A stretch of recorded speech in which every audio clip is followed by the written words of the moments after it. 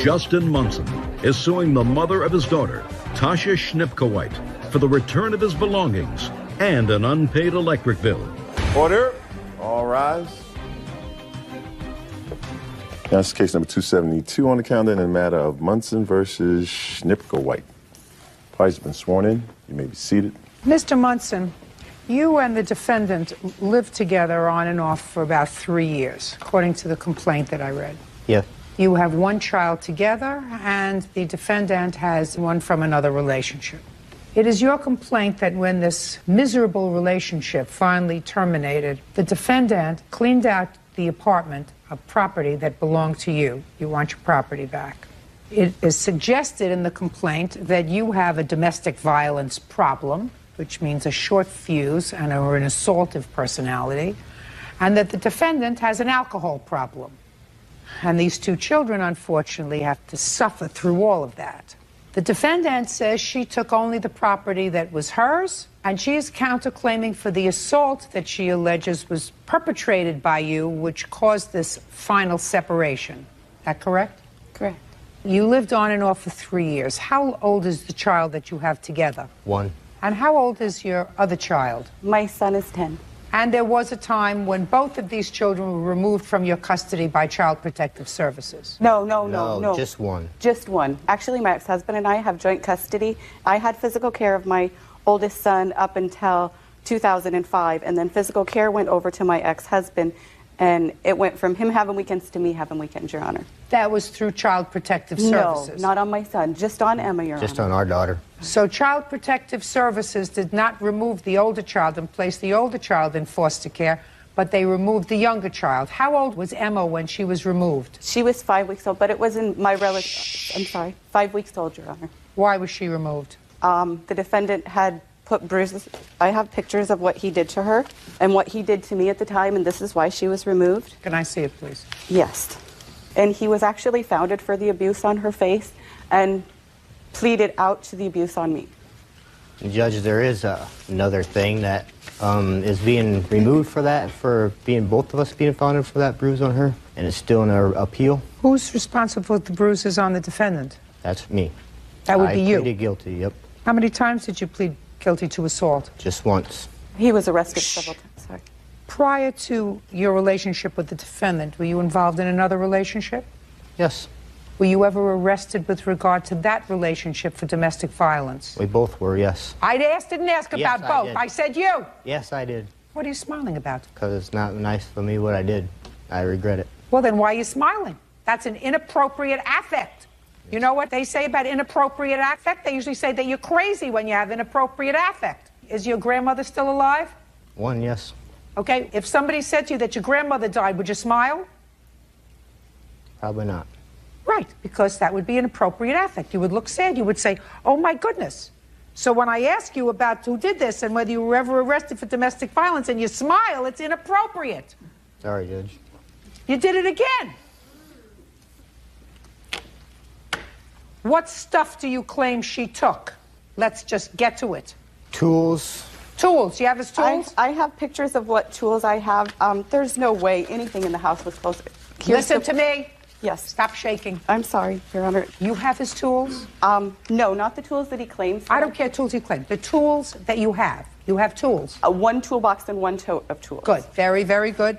You're going to return those to him? I absolutely will. Absolutely. Within 5 days. You get your tools back, sir, within 5 days. What else do you claim she has of yours? A leather jacket. A leather jacket. Do you have it? I could have it. I wore it when I was pregnant. Listen to me very carefully. I want you to give him back his leather jacket. Okay. Perfect. What else? A pool stick. There's a pool stick? Yeah. You never hit her with it. it. Look at me. I'm talking. You never hit her with the pool stick, did you? No. Do you have his pool stick, madam? I don't believe so. She has no pool stick. What else? Half a utility bill. Forget it. And my Mark Martin perb. You what? My NASCAR stuff. Your NASCAR stuff. What kind of NASCAR stuff? Mark Martin propel, like cars. I have no idea. You're mumbling, you're garbling your words. Mark Martin cars. There's like number 6, the race car NASCAR. A race car number 6. Do you have his race car We NASCAR? redid my son's room in NASCAR, and he gave this Mark Martin stuff. My son's a junior fan. That's he gave it not to my true, son Your in Honor. his room. Just 1 second. I want you to consider it a gift to the 10-year-old. What's next? That's it. That's it. Listen, Within 5 days, you're going to return to him in a nice box his tools that you have and his leather jacket. Okay. You're going to look around and see if you can find his pool cue. Okay. If you can find his pool cue, you're going to send it to him. Who are you? Sorry, I'm his mother. I wouldn't acknowledge that fact before all these people. Madam, do you hear what I just said? He sued for his property. He just told me what his property was. Don't help him. That's what he says his property was. Excuse me, Judge. He didn't understand, I'm sure. He didn't understand? That's not my problem. I didn't raise him. That's your problem. You raised an abuser. That's your problem. I would take care of that before I took care of anything else. I went through my class on that, excuse me, Judge. Let me explain something. Did you go through the class the last time you beat up a woman? I didn't have to because we mutual agreement. Mutual combatants. He graduated BEP and did it Listen. again. I'm sorry, Your Honor. I got it. I'm not excusing you. You picked him. I got a restraining order and left. Very for good. my You're going to kids. get your stuff all ready. I got that restraining order right here saying that why did she stay in my house before then?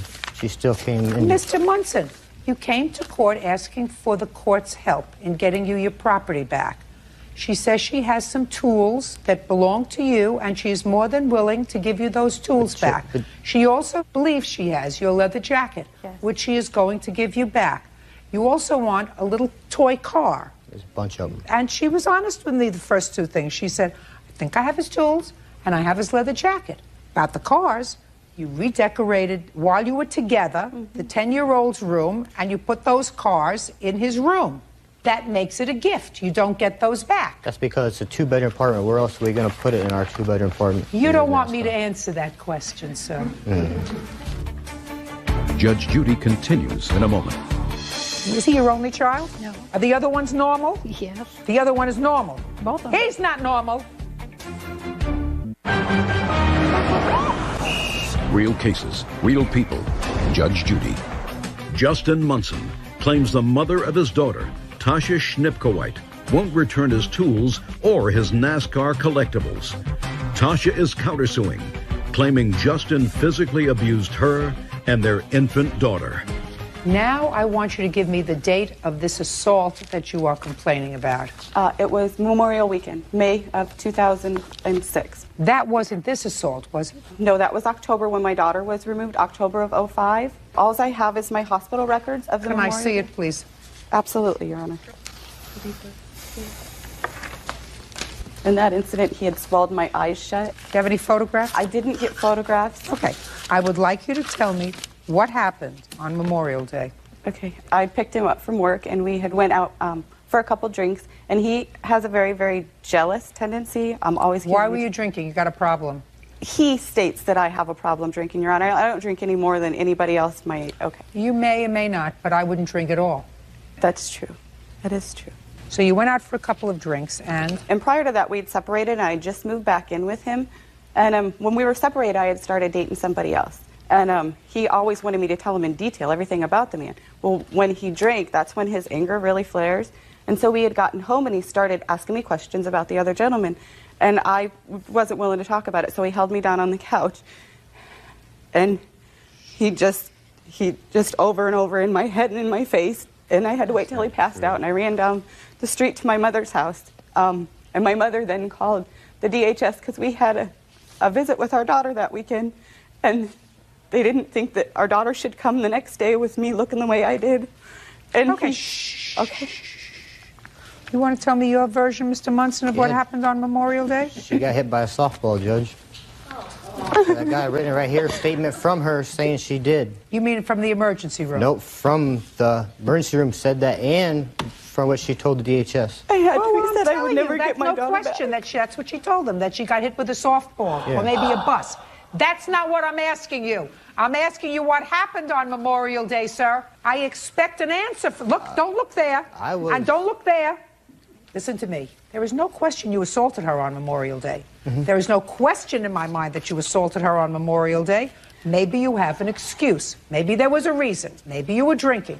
Maybe she was drinking. But don't tell me she got hit with a baseball. Do you understand? That's what she told them so that they weren't going to remove the little girl again or keep you both from her because of the domestic violence. So let's hear it. I was out with my friend in Illinois that day Why didn't you bring your witness?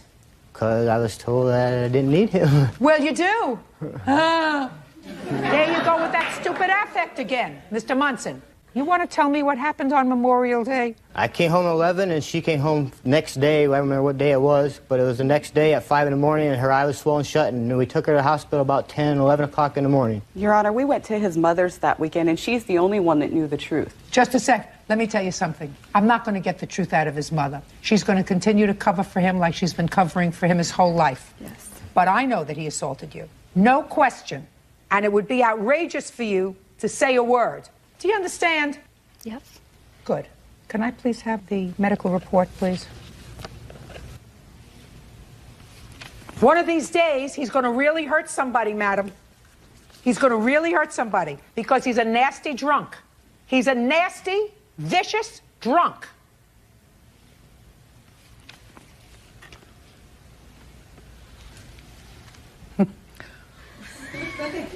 Tasha stated that she received the bruising on her face, arms, because they're concerned about returning this child to a household where there is domestic violence. She received the bruising on her face, arms, and inner thigh at the end of May from a baseball. You got it. Is he your only child? No. Are the other ones normal? Yes. He's married and has a child. The other one is normal. All of them. Both of them. He's not normal. He's not normal. Judge Judy continues in a moment. When you bring a child up in an abusive household, like you did, that's what they become. They become an abuser. And later today, The defendant says that you did finance some reconstructive cosmetic surgery. She wanted to start a new life, and no cosmetic surgeon is going to take payment, so I paid for it up front. real cases, real people. Judge Judy. Justin Munson claims the mother of his daughter, Tasha Schnipkowite, won't return his tools or his NASCAR collectibles. Tasha is countersuing, claiming Justin physically abused her and their infant daughter. Okay. Were you married to their father? Yes. Did he beat was you? abusive. Yes. Did he beat you? Yes. That's what happens. Abusers see their mothers abused. That's what they think happens. That's the way they think people live. You're allowed to do it. It's accepted. Don't you read things? Don't you watch television? Don't you see documentaries? Don't you read newspapers? When you bring a child up in an abusive household, like you did, that's what they become. They become an abuser, like your son. And don't make excuses for him. You may have made excuses for your husband, but don't make excuses for your son. Judgment for the defendant on the counterclaim in the amount of $5,000. Thank you very much. That's it. Part of that excuse, sir, stay here. Stay here for a minute. It took a lot for me to move on, and now I'm doing, I don't want to stay with an abusive man. Hitting over head with a pan. I got hit with anything she could grab. I don't want to raise my kids to grow up to be what he is. I was wrong in what I've done, yes, but You took I mean, I classes. took my part in doing my classes to make myself better. He promised he'd change, and again, it just kept happening over and over and over. I got a good woman now that she has no problem with me. When you start seeing those red flags, get out. Restaurant owner Nathan Hillesheim is suing former customer, 22-year-old Carl Thompson, for the cost to replace a storefront window and a neon sign. Carl is countersuing for medical bills. It's case number 585 on the... Just take your hands out of your pockets. Stay right where you are. Thank you. It's case number 585 on the calendar in the matter of Hillesheim versus Thompson. Thank you. You're welcome, Judge. Parties have been sworn in, Your Honor. You may be seated, gentlemen. Have a seat, please. Mr. Hillesheim, you own a restaurant? I do, yep. What kind of a restaurant is it? It's a sandwich shop, Herbert and Gerbert's. According to your complaint, Mr. Thompson came into your restaurant on a particular day. What day was it? February 9th, about 1:50 in the morning.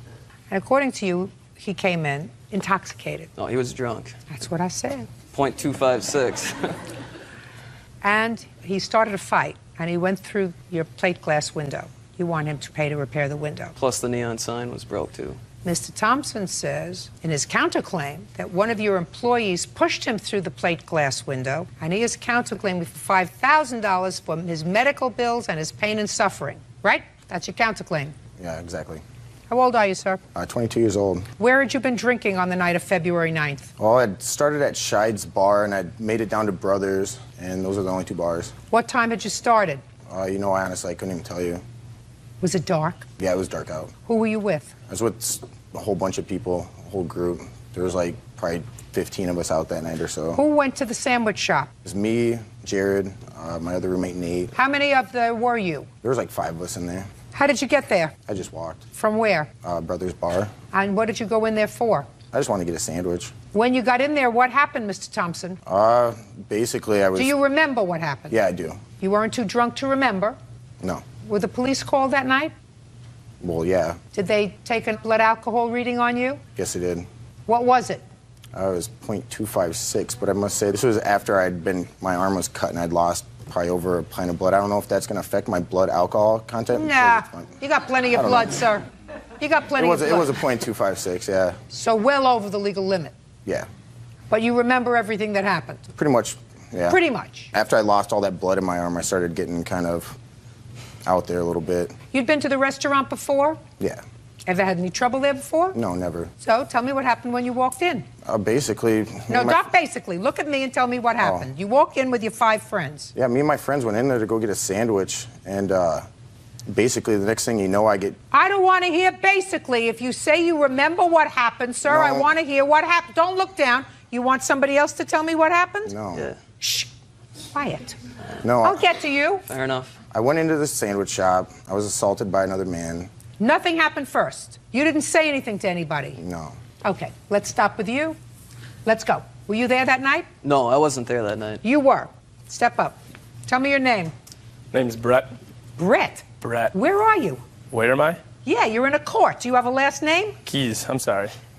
What do you do in the sandwich shop? I'm usually a delivery guy, but at that particular night, I was working behind the counter. Do you remember Mr. Thompson and his group coming in? I do. You remember what happened? I do. You want to tell me what happened? Well, I was working behind the counter at the time, and I heard an altercation begin, so I walked around the counter and began wiping off the tables so I could make sure nothing got out of control. What did you hear? Right away, all I heard was just Mr. Thompson talking about this girl going home with this black male, and I didn't think anything of it at the time, but then... Do you remember what he said? I don't remember. I wasn't I could just hear him saying something. Your Honor, I could clear this up real easily, too, if you'd like. Like, get it explained. You weren't there. I know I wasn't, but... Then you can't explain. I've got a guy here, though, that actually can. Oh, you have another witness? Yeah, see, I think he was... Well, just a second.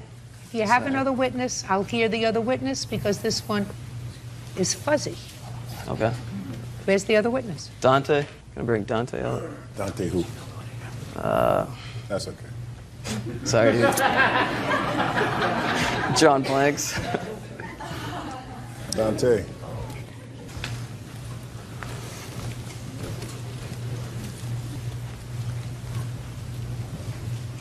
Here's your right hand. You swear to tell the truth in these matters? I do. State your name for the record. Dante Pettis. Mr. Pettis, I assume you were in Mr. Hilsheim's restaurant. Yes, ma'am. On the evening of February 9th. Yes, ma'am. Were you eating there? I wasn't actually eating there. Me, 2 female friends, and another male friend of mine, they were actually eating. We were waiting for a cab at the time of the altercation. Can you tell me what happened, if you remember what happened with Mr. I remember Thompson? Very well. As we sat at one of the booths, he came up and was making comments towards, racially, saying, why are you going home with these guys or whatever? The only thing they're going to do is, sleep with you tonight and then never call you and things of that nature. So he was addressing this group that you were with? Yes. Was he using any words that were negative? It wasn't actually the words that was negative, it was just the demeanor of which he was using them. How far was he standing from your table when he said that? Oh, at that time he was maybe right at the end of the table. So what happened next, Mr. Pettis?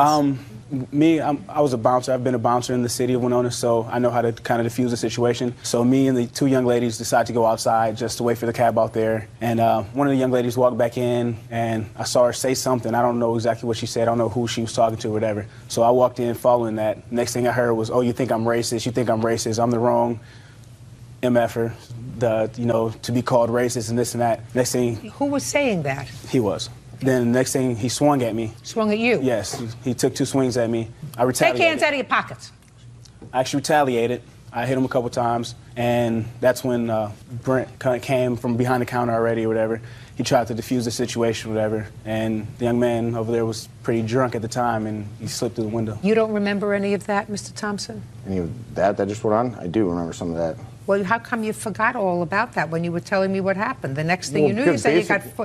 When I asked you what happened, you said you walked in, and the next thing you knew, you got pushed through a plate glass window. You forgot all about this whole thing. See, I didn't know. I thought I was coming here today to pretty much go to court over me getting thrown through the window. I didn't know any of this stuff was going to be part of it at all. What do you mean you didn't know that was... I didn't know. Pretty much what I thought it was like that. The only thing that I was pretty much going to come here to pretty much argue was just the fact that I was thrown through a window unreasonably. Well, just a second. Mr. Thompson, there were events that led up to that. You didn't walk into a restaurant and order a tuna on whole wheat toast, and somebody said, I don't like people who order tunas on whole wheat toast. He'd go through a plate glass window. There was something that transpired, Mr. Thompson, that led up to an altercation. Judge Judy continues in a moment. Right here, you see Brett grab onto me, and I can just get tossed and watch. Not only does he do that, he keeps throwing me around. Watch him. I don't see him throwing I'm still you. getting thrown. That's me right there, getting thrown around by him still. Look at him. Real cases, real people. Judge Judy. Restaurant owner Nathan Hillesheim says a drunken customer, Carl Thompson, fell through a plate glass window in his store.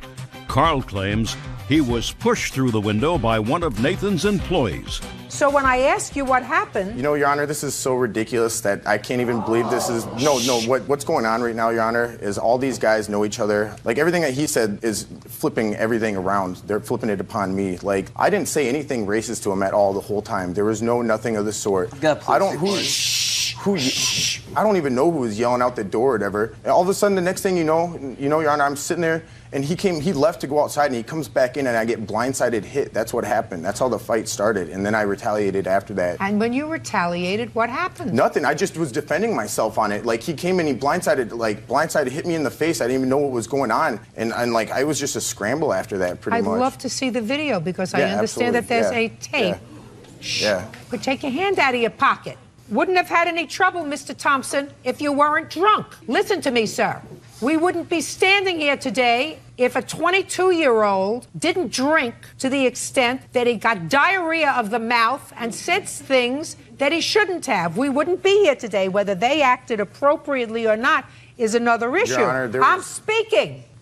The problem emanated from the fact that you lost control of your ability for reasoned judgment by drinking too much. And if you didn't, you wouldn't have gone through a plate glass window, and you wouldn't have had any problem. The problem started with you.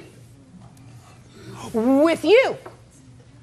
Because there isn't a question in my mind, Mr. Thompson, that you made statements to this man and his three companions that if you had not had too much to drink, you wouldn't have said. Now, whether they overreacted is another issue. Exactly.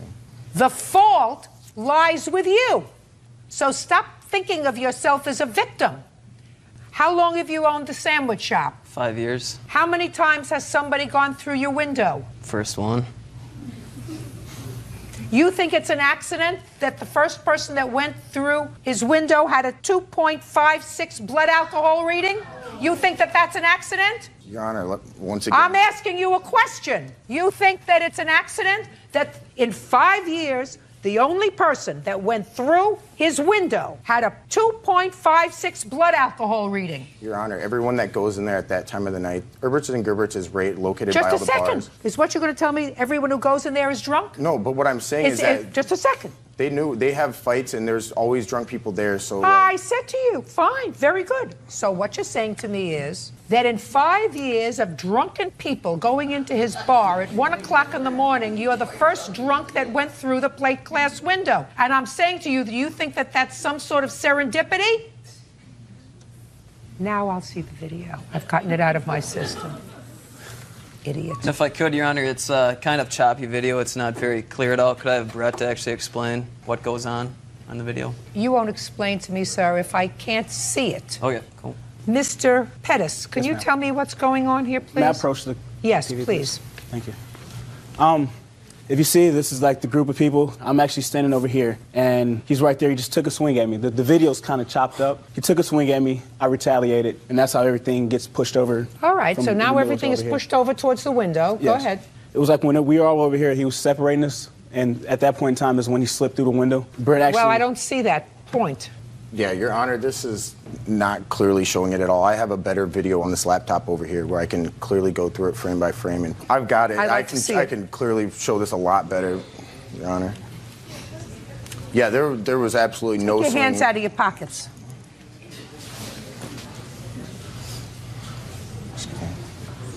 Excuse me. Okay. Let's see here. It goes frame by frame. Okay, you see absolutely everyone's just chilling. No one's really, I mean, he's just sitting there. There's some But people. you get to the point where you're going through the window. Yeah, exactly. I'm getting to it. It's frame by frame. You see Brett walk over right there. Right here, you see Brett grab onto me and he grabs me and kind of does a throw through the window a little bit. I don't see that at all. There I am right there. I wasn't stumbling drunk, Your Honor, not one bit. And I just get tossed and watch him follow me through there. Not only does he do that, he keeps throwing me around. Watch him. I don't see him throwing I'm still you. getting thrown out to me right there, getting thrown around by him still. Look at him.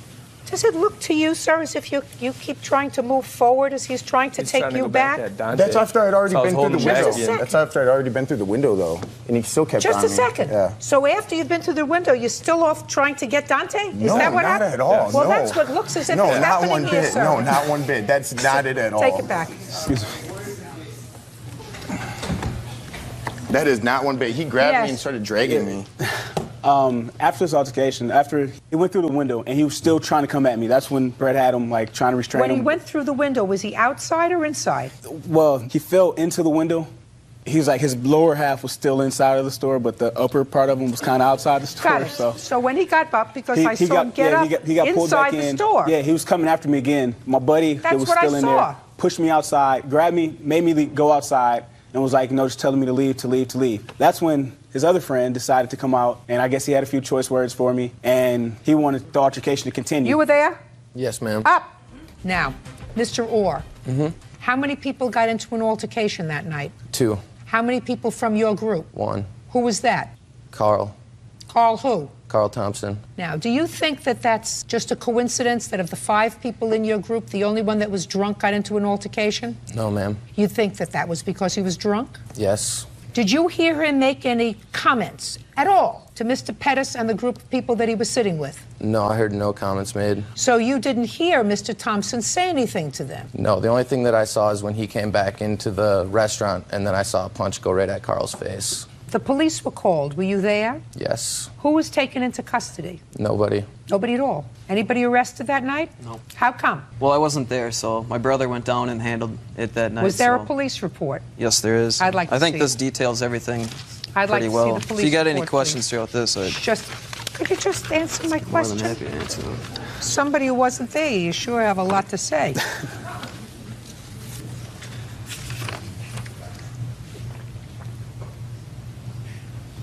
Mr. Orr, you remember speaking to a police officer that night? Yes. You remember telling the police officer in response to his questions if they had been in a fight, that they both indicated that they had not been in a fight and you were with Mr. Thompson? Do you remember that? No, I didn't say that. Well, that's what the police officer says. Says that when the police arrived, they saw you and Mr. Thompson walking. He asked where you were coming from, and you indicated that you were coming from Scheide's bar, the opposite direction they had been walking, and well after bar closing time. So you lied to the police, according to the police. I exited my squad car and approached on foot. Again, I asked if they had been in a fight, and they both indicated that they had not been in a fight. I then observed a small drop of blood on the shirt of Orr. That would be you. Thompson was standing behind Orr and slightly offset. I then observed Thompson's left hand was all bloody and he was dripping blood, and then I requested rescue. That's what the police officer says. I'm just reading the police report. Yeah, Jared was never actually in a fight at all. And with me, Listen to me, Mr. Thompson. If a police officer came up and I was all bloody and I had been pushed through a plate glass window, and according to you, you had been blindsided by a punch to your face in the bar, and a police officer said, first, where are you coming from? I wouldn't have lied and say I was coming from a bar, because that was a lie. You would say I was coming from the sandwich shop. And then if I was asked by the police officer, was there a fight? I would have said, yeah, there was a fight. I got pushed through a plate glass window. And I did. Your Honor, like I said, and it shows on the police report, I bled copious amounts of blood. I'd been punched. Thompson, not from your brain. But after the point when I went through that window, and at that point, I got no recollections even of talking to that officer at that point. You know why? Because I'd lost so much blood. Listen to me. If you lost that much blood, sir, so that you were delirious, you couldn't have been walking. I lost a lot of blood, Your Honor. Oh, God. You're standing here, aren't you? Orr stated that a group of black males attacked Thompson at the sandwich shop. And then Mr. Rohr, according to the police, at least said that Orr told me that one of the black males displayed a handgun in his waistband. I did not believe Orr about the handgun or the way Thompson had received the cut, because you told the police that he got the cut by being punched so many times. At CMH, I assume that's the hospital, I spoke with Thompson. He admitted that he had been kicked out of the bar earlier that night for fighting with some black guys. That didn't even happen Thompson at all. stated he was sitting in the sandwich shop eating when the black guys entered and began to racially harass him by calling him white boy and white. Oh. Your Honor, at that point, that wasn't even right. I know you were delirious from your loss of blood. Right of the police to try to get a statement at that point. Just a second. Okay, what was the bill for the window? The window to replace it was $344.96. Cheap. Neon sign was $90. Got receipts here if you'd like to take a look at them. $434.96. Mr. Thompson, which is what? $344.96. What? $344.96. Plus the sign. Plus the sign is $90. No, I said $434.96. Oh, yeah, sorry. No? Yeah, you're right. Let's do it again. And I did graduate college, sorry. No, I'm not good in math. I have one of these. All right. See, you're cheating. You're cheating. Right. Mr. Thompson, you owe the plaintiff $434.96. Your counterclaim is dismissed. You brought the incident on yourself that evening. Next time, sir, don't drink. You can't handle it. Your counterclaim's dismissed. That's all. Parties are excused. You may step out. From now on, I'm going to go to the City Council of Winona. The guy was obviously drunk. And talk to him about Herberts and Gerberts and all their fights that go on outside of there. .256, that's more like a guy's batting average. And maybe, hopefully, we can get something done. Maybe they just shouldn't be open that late at night. 99.9% of the time, no problems. .1, this guy, whatever, we'll deal with it. And now the next case. All parties in the matter of Powell versus Rust. Step forward, please. 25-year-old Brenda Powell is suing her ex-roommate, Angela Rust, for breaching their rental agreement. Thank you, Bird. You're welcome, Jack. Don't get comfy. You're not going to be here long? No. Okay. Miss Powell, this used to be your roommate. Correct. How long did you share an apartment together? It was a period of about 5 months, but it was supposed to have been 13. And then, according to your complaint, owing to problems that were generated by the defendant, you had to move. I had no choice, yes. And you moved into another apartment, and the rent on that apartment was more than your half of the rent on the apartment that you shared together. So you want her to pay the difference on your one-bedroom apartment that you have to pay now because she wasn't a good roommate. Correct. Good. That's not a case. So, sorry to tell you, we don't do cases like that because it's ridiculous. If you wanted to move back with your mother, you could have done that. Who are you? Her friend, Natalie. Natalie, do you have an apartment? I do. You could have moved in with Natalie. No. In any event, there is no cause of action for paying the difference between the roommate's half and your apartment now. Do you understand? There's no cause of action for that. Yes, there is. I was forced to move into the one bedroom. My only other option was to break the lease and pay $7,500. Well, then maybe you should have.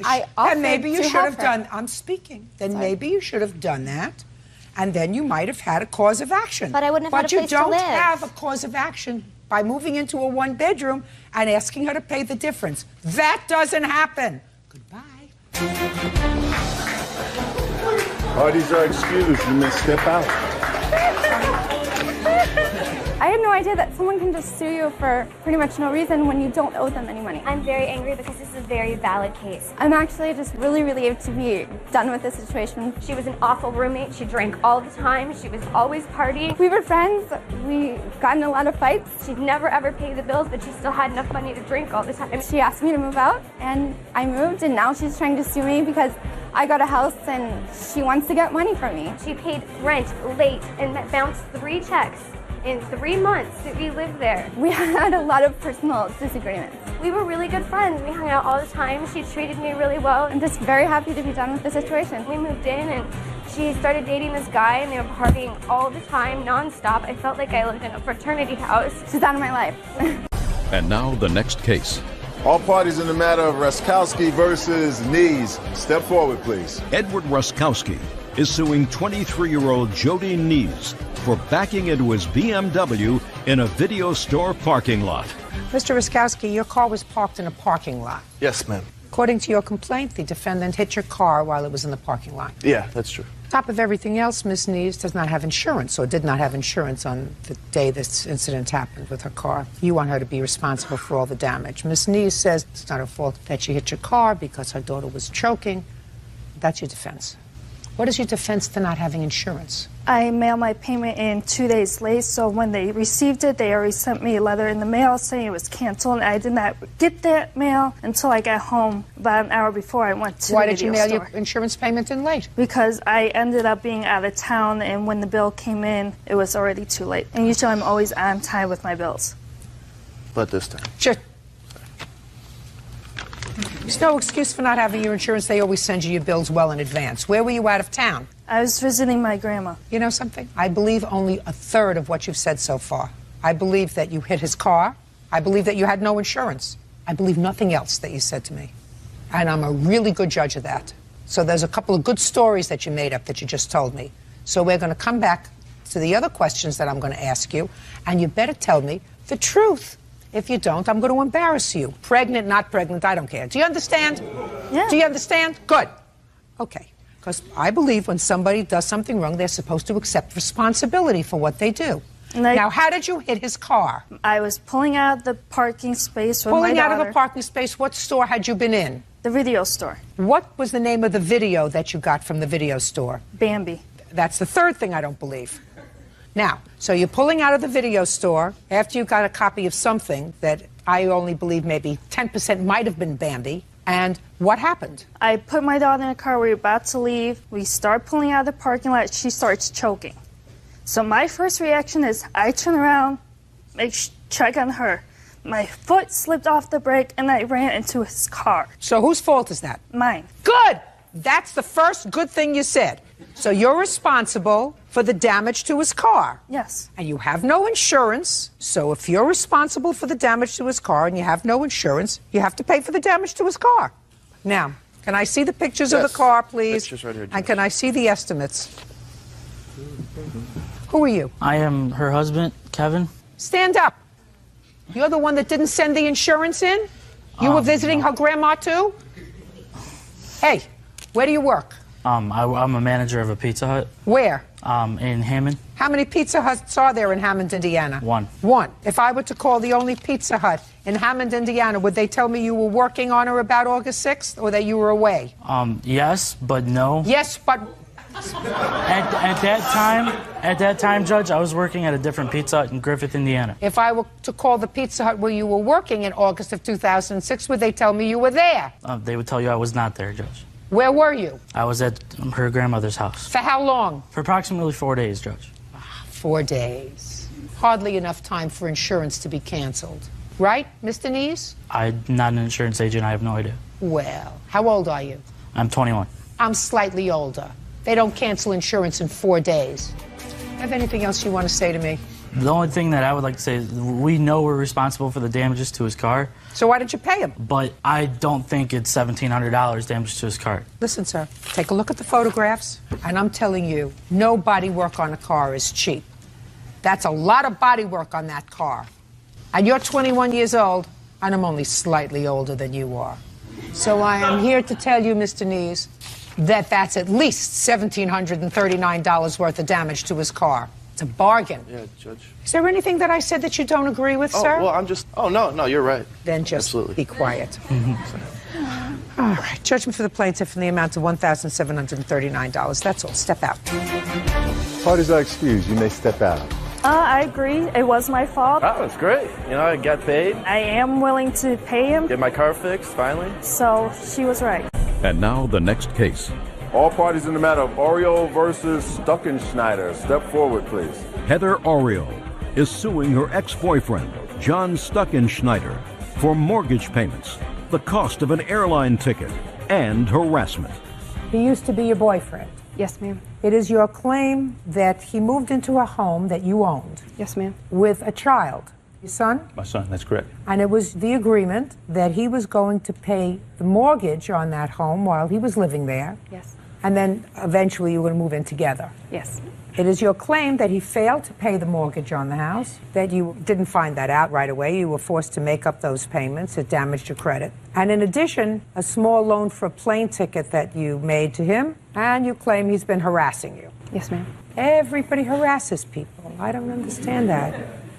So tell me about the arrangement, about the mortgage. That's really the big piece of this lawsuit. In March of 2006, I purchased the home so that the defendant and his son would have a place to live. Where were you living before, sir? I was leasing another house, and that lease expired. And you were living with your son. How old's your son? He's 22 now. So he's an adult. Yes. So, lease expired, you bought the house, he moved in. What was the mortgage payment? It was a combined payment. It was 100% financing, so I had to get 2 mortgages, and combined it was a total of about $1,300. And when was he supposed to live there with you? Our agreement, our understanding when I made the commitment to buy this house was that when his son felt he could financially afford to move out, which we were anticipating at the end of 2006, at that time he and I would get married and we would join our families and live in that home together, and I would sell my other house. Is that your agreement so far, sir? It's a little bit different than that. We actually tried to get the mortgage together, and because of a negative credit situation with a prior divorce, I could not qualify for the exactly. On your part. Absolutely. I could not qualify for the loan, and so the agreement was that she would go ahead and finance the house. I would be responsible for the mortgage payments on the property.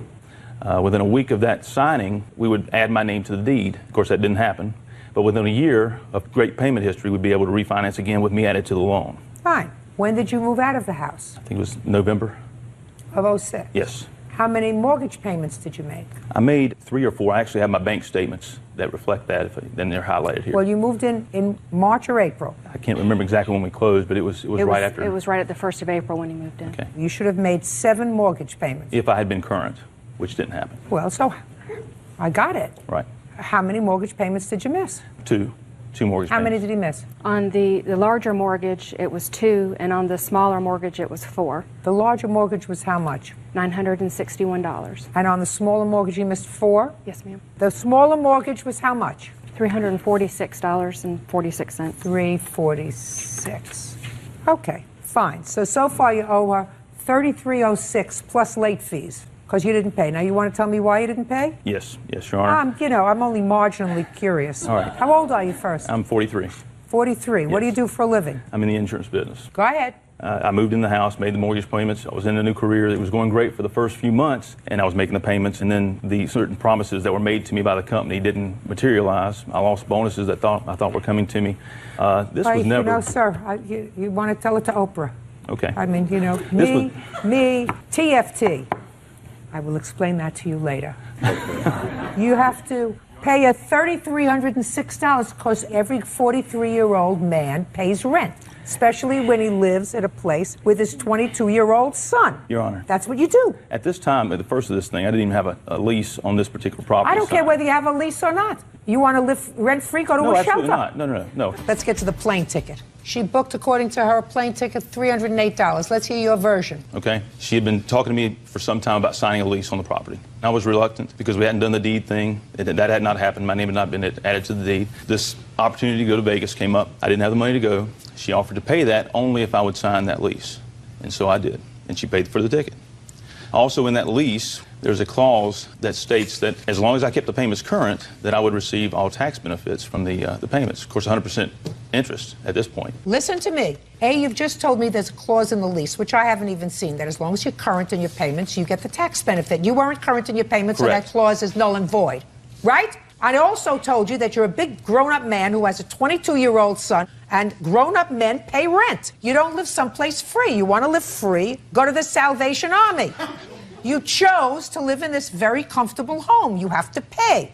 And if what you're telling me is that she held the plane tickets over your head in order to get you to sign the lease, that's ridiculous. Well, that's ridiculous. Happened, you sound ridiculous, like a ridiculous baby. Now, I don't want to be bothered by your harassment. Somebody with this kind of accent doesn't harass you. He could be annoying. Highly. Now, what were the penalties? Were there any mortgage penalties that you had to pay? All of the payments that I made that are a reflection of the extra interest and penalties that were built in. So okay, that were built in. So then he owes you $3,614. Plane ticket and mortgage. Thank you very much. You're a very nice couple. You don't belong together. Goodbye. Parties are excused. You may step out. She had to lay out the money, and I haven't been able to pay her up to now. I think when you find somebody's being dishonest, And I guess she's going to get what she's been wanting. So don't give them a second chance, because if they're going to do it once, they're going to do it again. Jason Castillo is suing his former live-in girlfriend, Clara Vasquez, for a half a month's rent and for the return of a dirt bike and television. All rise. Yeah, this is case number 513 on the calendar in the matter of Castillo versus Vasquez. Thank you. You're welcome, Judge. Parties have been sworn in. You may be seated. Mr. Castillo, Ms. Vasquez and you lived together with your son and daughter for a period of time, and it is your claim that she left during the month of July 2006. She left without paying her half of July's rent, and in addition, she took property that didn't belong to her, a dirt bike that belonged to your son, and a 32-inch television set. Ms. Vasquez, in her defense, acknowledges that she left in mid-July and acknowledges that she didn't pay rent, but she said you didn't either, and you moved out, and that she paid for the dirt bike and the television set, so she took them. That's your defense. Correct, Your Honor. How long did you live together, Mr. Castillo? Approximately 5 months, from the end of February to July 12th. And was it your arrangement that each of you contributed half to the rent? Yes. Now, you moved out when in July? I moved on July 11, 2006. Because you hadn't been getting along? Right, and I got a restraining order against Jason, and that's why I left, because he started getting too verbal abuse. Verbally abusive? Mm-hmm. Okay. You lived there part of the month of July. Why didn't you pay the rent? When I left, Your Honor, it was a mutual agreement. I was afraid of him already. He was getting too abusive. Like I told you, I got a restraining order against... I don't care whether you got a restraining order. You lived there till July 11th. Did you pay July's rent? Yes, I did. Show me. I talked to the owner, and he got rid of all the contract papers, all the receipts. Mr. Castillo, I can't help you, sir. If you're suing for half the rent, you know you have to be able to demonstrate to me that you paid the rent. We were not getting receipts from the landlords. We would just pay them cash, and that's it. We never got any receipts from them. Every month, we would go drop it off, and we would get any receipts. Mr. Castillo, that's unfortunate. Are you still living there? No, I had to move out immediately. You moved out immediately? Yes, I had to. I don't believe you paid the rent. Bring me a letter, bring me something. Well, I have his business card here if you could contact him. I'm not calling. Well, I have his card. He said that he doesn't have anything on file anymore. Well, if he has nothing on file, so what is he doing? Relying on memory that you paid July's rent? When did you move out in July? What date? It was 2 weeks after Ms. Vasquez left. I had to clean up. Okay, so forget July's rent. I'm not even entertaining that because I don't believe that you paid it. Next. Let's talk about the dirt bike. Now, Ms. Vasquez, I read your answer, and you say that this dirt bike was purchased about 2 years ago. Yes, it was. And it was purchased for Mr. Castillo's son. Yes. As a gift. It wasn't a gift. It was a mutual agreement with Mr. Castillo that he was going to pay me the money.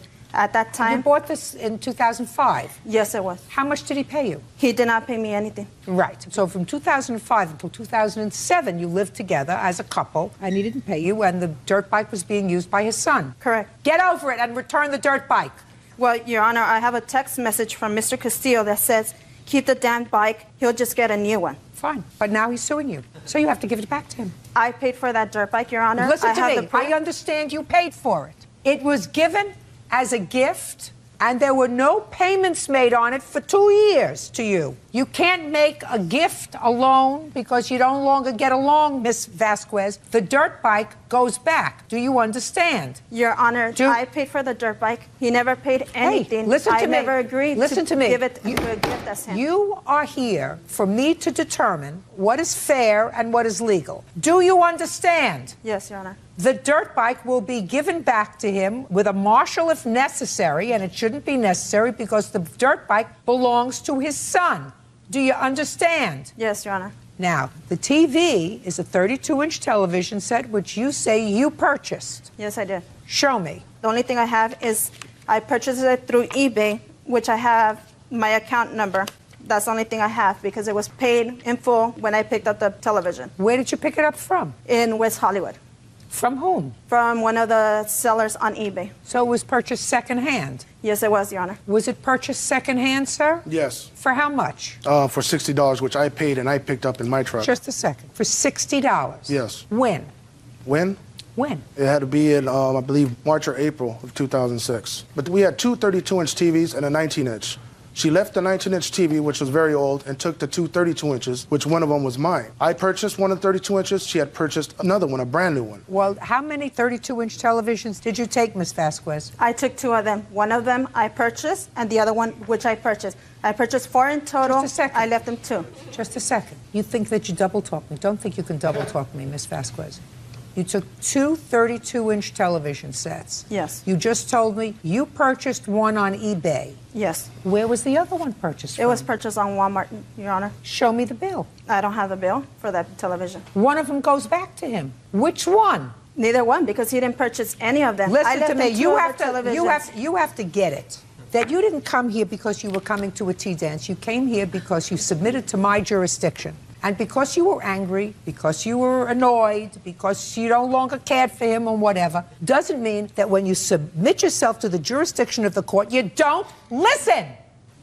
You are returning the bike because I said so, and you're returning one of the TVs because I said so, because that's fair. And if you don't like it, that's too bad.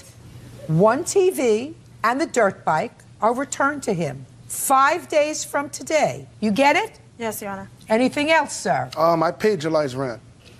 I'm not lying about that. Mr. Castillo, I don't care what you say, sir. Proof is what I want. Okay. You have none. Well, all the paperwork I had, all the contracts were stolen when she left the house empty. Where did you think you were coming today? To the beach, Mr. Castillo? Oh, no. You get something from the landlord indicating that you were current in your rent when you moved out. Well, the You only have contract not. in existence she took when she cleaned out the house. Listen to me. The landlord didn't die. Did he or she? No, they didn't. But the house exchanged owners. That's unfortunate, Mr. Okay. Castillo. Get over it. You get it? I get it. Perfect. Dirt bike, one of the TVs, goes back to him within 5 days. You can use a marshal to get it if that's necessary. We will prepare an order. Thank you. That's all. Always excused. You may step out, so wait here. She tried to make me look like the animal or whatever. I've had enough with him. The real animal stole something from my son and myself. I just didn't want to deal with him anymore. At least I get to go home and tell my son he's getting his bike back. Noah Joyner and Harland Hendrickson are suing their former employer, Christopher Ricks, for unpaid wages and vandalism. Court come to order. All rise. Seat, please. Case 2094, Joyner Hendrickson versus Ricks. Thank you. You're welcome. I think that I'm going to start out with Mr. Joyner. Who is that? That would be you, because we start with you. He came in later to this scenario, is that right? Right. So let me try to understand, Mr. Joyner, what it is that you're suing the defendant for, considering what you wrote to me in your complaint. You were looking for a job. Whatever business you had went south, and you didn't have any money. That's not true. Well, let's see. It was said like that, but we did not lose a... After losing my jewelry business. Yes, ma'am. That's not right. Well, that's what you signed in your complaint. Yes. So I can only go by what you signed in your deposition. That you lost your jewelry business, that's what it says. In any event, you were looking for a job. The defendant has a theater, among other businesses. Yes, ma'am. And you sought out the defendant, Mr. Joyner? Yes, ma'am.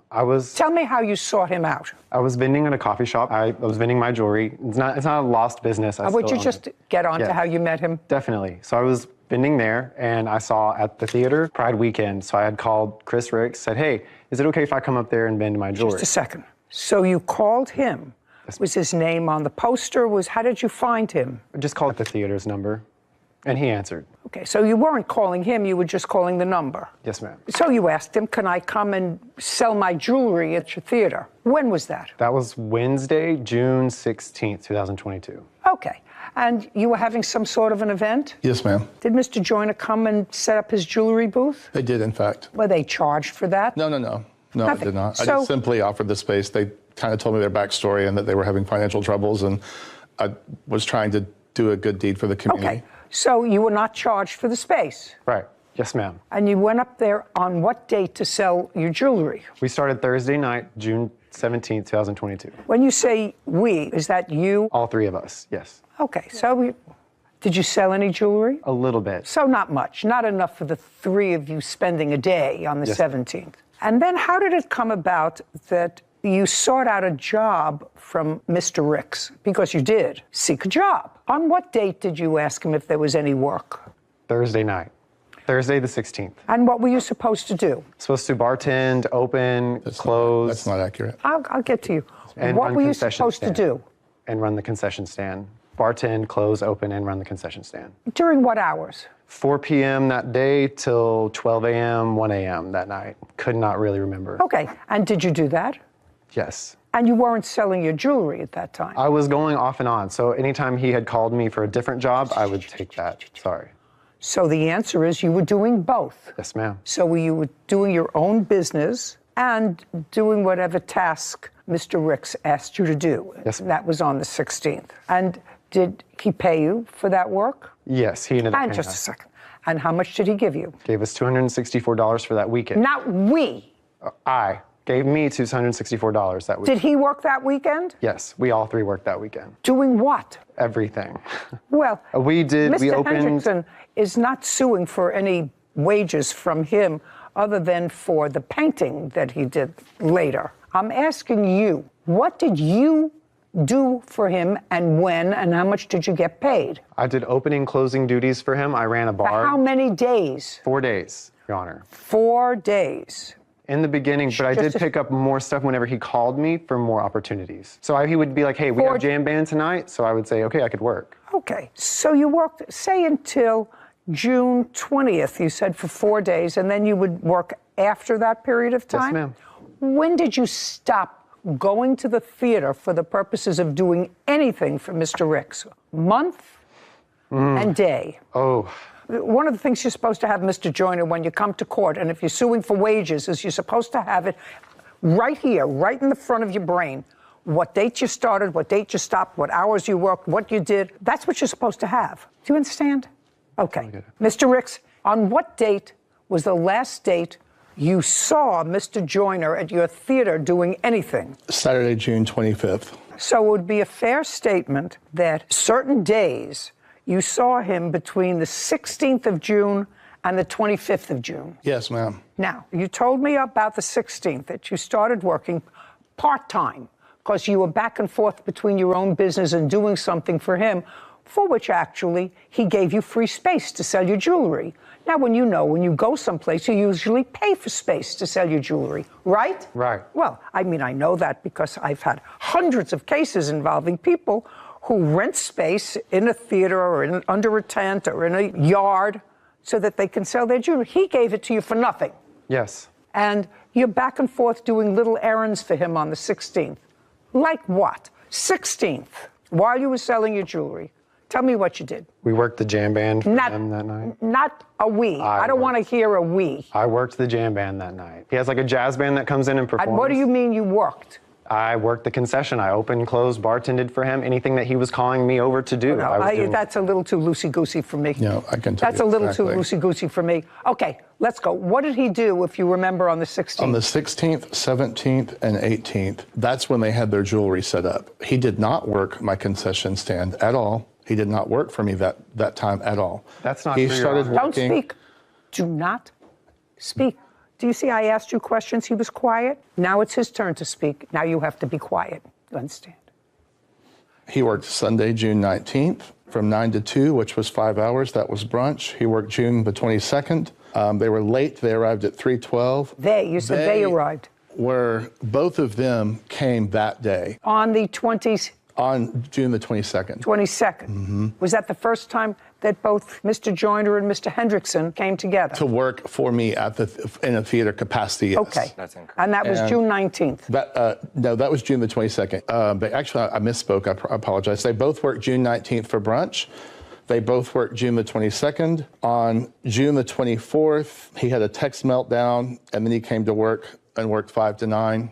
I have their hours exactly. 5 to 9, and that's just Mr. Joyner or both of them? They both came on June the 25th, Your Honor. And worked from when to when? On the 25th, which is Saturday, he worked from 5:20 to 10:30. He passed on the concession opportunity where he could have made more money. No, but he worked doing what? He trailed me. I was trying to teach him managerial type cash in, cash out, etc., and the business situation of the theater, because that's what he proposed to me that he was educated to do. And so You mean managing a theater? Yeah, just kind of helped me with open close duties, overseeing the tasks are done by the other employees, etc. Okay, so it sounds as if he and Mr. Hendrickson worked for a limited number of days. Correct. How many days in total? In the total project, which is painting. No, not just the painting. theater. Just the theater. In the theater. Joyner worked 4 days at the theater, and Harland worked 3 days at the theater. Okay, and how many? 4, I beg your pardon. 4. Yes, ma'am. Your last day of work, there was the 25th of June? Yes, ma'am. At the theater. I'm talking 18. about only at the theater. I think he worked 18 hours, just at a quick glance here. 18 hours during the 4 days. Yes, ma'am. And Mr. Hendrickson, how many hours did he work on? You don't have anything in front of you, Mr. Hendrickson, so I assume you have nothing. No physical evidence, is that right? Correct, Your Honor. All right, good. How many hours? Just under 12, actually. Say 12 hours. So one worked 18 hours, one worked 12 hours. Do you have any data to indicate that those hours are wrong? No, ma'am. Okay, great. There was no actual documentation, like we did not have a clock in, clock out, but the 18 hours is not correct, though. We have Just no a second. data. You have no data. Right. He does. It's not actual fact. It's not fact. I don't know whether it's factual. How do I know? You're supposed to keep track.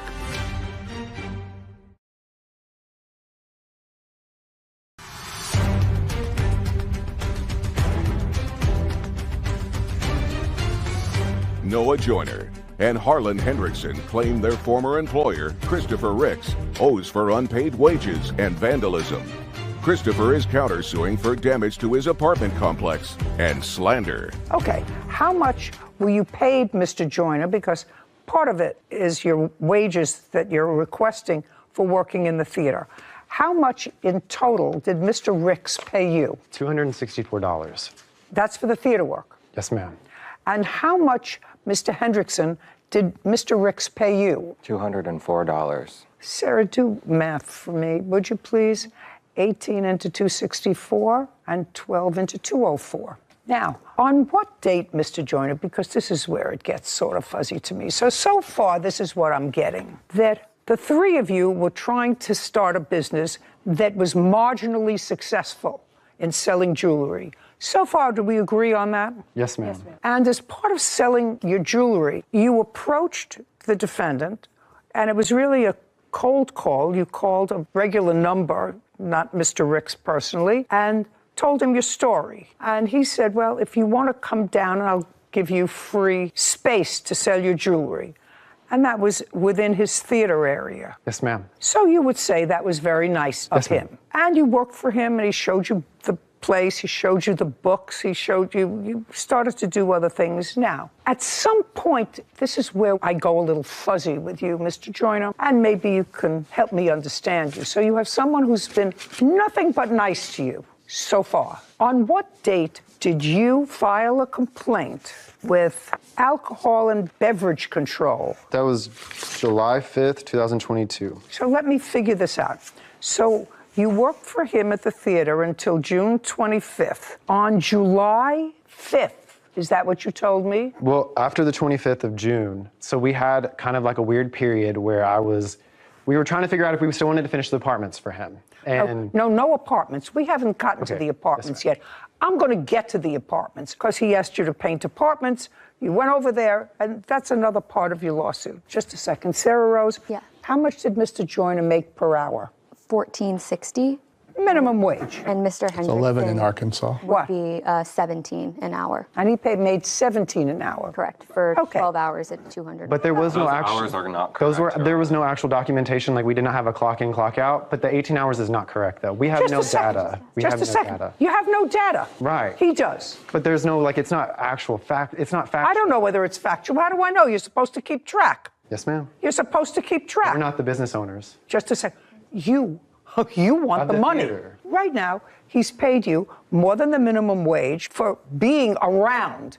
I mean, the theater ran for how many years before they worked for you for 6 days? It's been about a year and a half. I bought it during COVID. Okay, and this was your first time working in a theater. Yes, ma'am. Yeah, so you had no fund of information. He wasn't paying you for expertise. He was paying you for those few days, and you were following him around, closing a stand, whatever you were doing, and you were paid more than the minimum wage, which is, I assume, more than you made selling your jewelry for the 3 days you were there. Yes, ma'am. Right. Right. Okay. I'm still going to wait for this answer, because at some point after after you stopped working for him at the theater, and after you had mulled over some information that you thought you had acquired while you were working for him, I want you to do a step-by-step why you contacted the authorities, because he does have an alcohol license, right?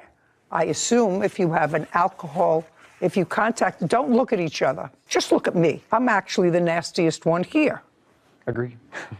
Well, so alcohol beverage control. So what information, sir, did you give alcohol beverage control that caused the investigation? Your Honor, he was not the one that called them, I was. We both called. So what happened during the time that we were working those 4 days, he would serve other people alcohol. He would get on our asses about IDing people, how to sign the papers for ABC, everything. And I made sure to take a picture of the number. I didn't take a picture of the whole document itself. What are you talking about? What document? The ABC paper. Whenever we had to sign the paper saying that if we didn't ID someone and the ABC came in and found out about it, we would be fined and we would be held responsible, not Chris. We had to sign those papers. Okay. That stuff. So you signed the papers. But during that, after we signed that, we noticed Chris was still giving out free alcohol to people, pouring it, wasn't even checking people's IDs. So I called the ABC and I said, I think there's suspicion that he's giving minors alcohol. Because there were people there that were 19 years old that were coming up to us saying, oh, well, yeah, we're 19, but we're cool with Chris and stuff like that in ways. Like they had a way with Chris or whatever, friends with Chris. We just started working there. We don't know the regulars. We don't know what the life is like. I'm just trying to think of why you would do that for somebody who was, forget whether I believe you or not, forget the loosey-goosey of what you just told me. Maybe he said, We actually have a recording that he admitted to giving one of our 19-year-old employees alcohol. Because he said... And? Just tell me, and? I want to know why you called them on July 5th. You were no longer there. Did that have to do with the painting? Was that before or after you started painting? That was after we started painting. Of course it was after you started painting. Now, so let's go to the second part of your lawsuit. Second part of your lawsuit involves the work that you both did for him. You have an apartment complex, Mr. Ricks. Correct. And that apartment complex contains how many apartments? 20.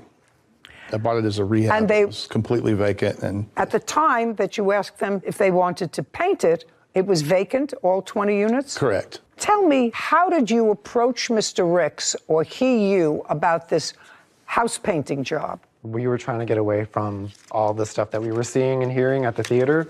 So we asked if he had other jobs for us, and he said he had apartments that needed to be painted last week, and that if we could get in there and finish them, great. Okay, now I'm going to come back to what you just told me. You just told me that you saw things at the theater that he served somebody that you know who was 19 alcohol. And that was very distressing to you. So distressing that you said to him, do you have any other work for us? It wasn't just that instance. Just no, a ma'am. How many hours did you work on each of those days, Mr. Hendrickson? I do not remember the hours for the days, but I calculated all the hours together, and it was 52. Well, then you know how many hours you worked. Technically, yes. What do you mean, technically, yes?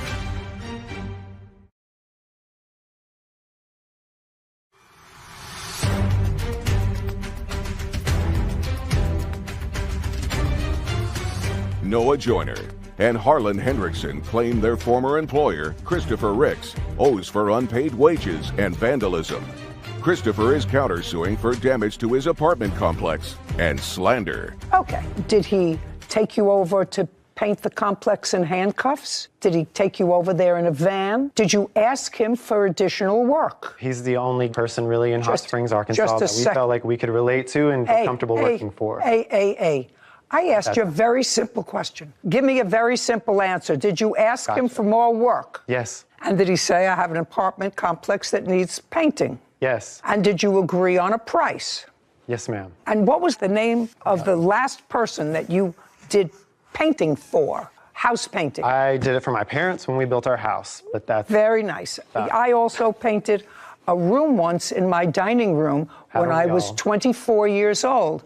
I actually thought I did a pretty good job. I would not hire myself out as a house painter, but because I painted my parents' living room when I was 12. So the answer is you had The reason why he was asking us to paint because he couldn't find someone else to paint for him because he wasn't paying people. I didn't ask Noah to paint. Shh. That's correct. Just a second. Sir. I was not asked to paint. Sir. No. Mr. Joyner, you know where your problem is? Your problem is you were dissatisfied with what you saw at his theater. And then you went, and now I'm speaking. You were dissatisfied with what you saw at his theater. While you were there, working at the theater, you did nothing about it.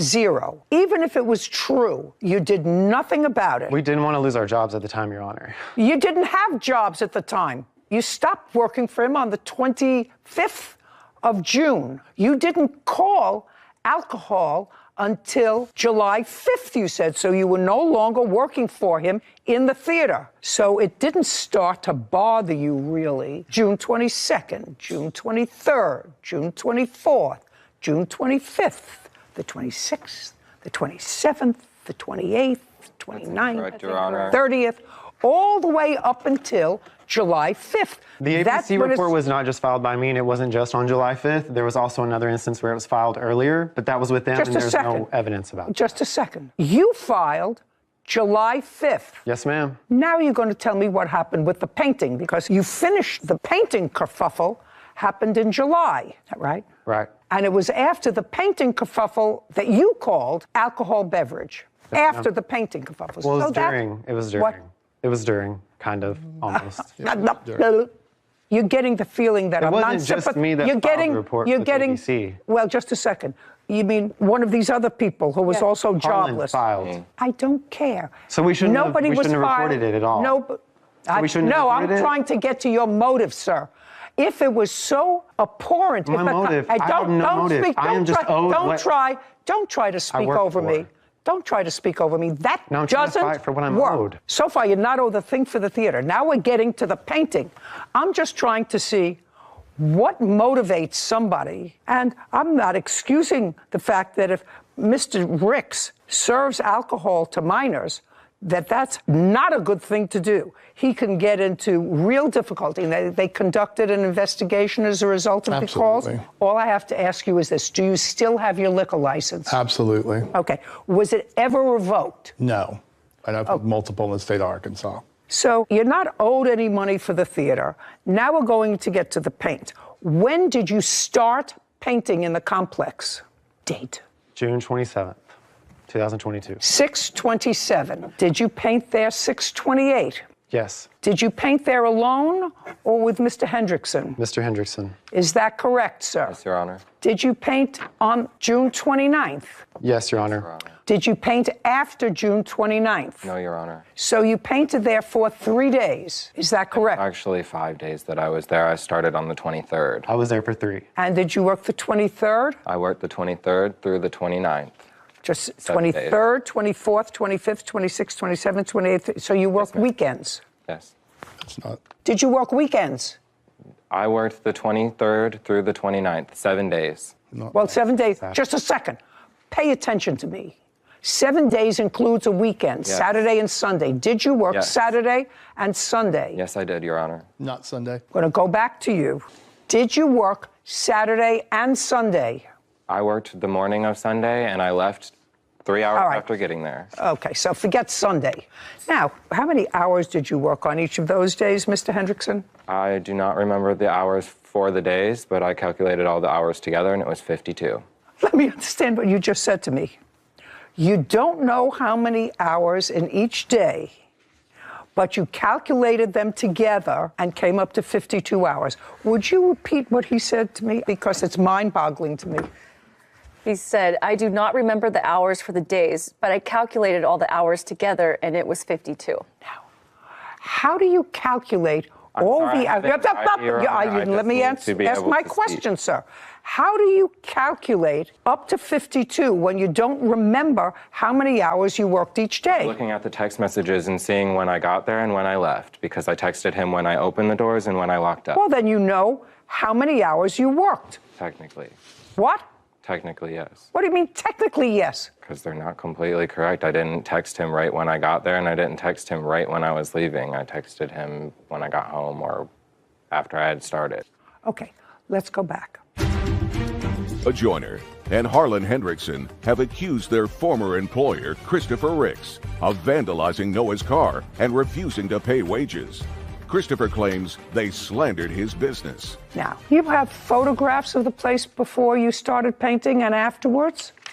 You have any photographs? Absolutely. I'd like to see them. It's just the paint on the floor. Just a second. Okay, very well. I have eyes. I can look at the pictures. So I just want to take a look if I need any. How they are before we paint them.